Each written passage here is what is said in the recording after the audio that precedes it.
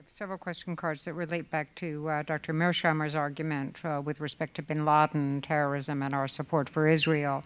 One questioner asks, wasn't bin Laden more concerned about our support for Saudi Arabia and our military presence there? Another questioner asks, would September 11th, mostly perpetrated by Saudis and Egyptians, not have occurred if there were no Israel?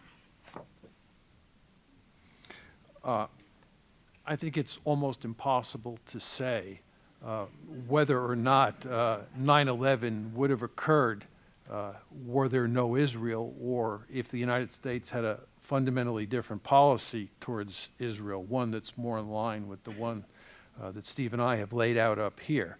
There's no question, as the questioner argues in his or her question, that bin Laden and company were motivated by a number of factors. The presence of American troops in Saudi Arabia was clearly a major concern of bin Laden's.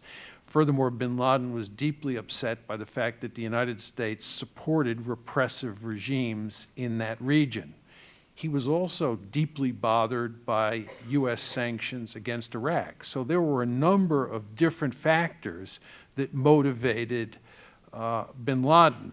We were not making the argument, and I tried to make this clear, that it was only America's support for Israel's brutal policies towards the Palestinians that motivated bin Laden to do what he did on 9/11. That would not be the case. So then the question comes up, what would happen if you took the Israeli part of the equation away? And as I said in my opening remarks, I think it's impossible to say one way or the other whether we would have had the attacks on 9/11.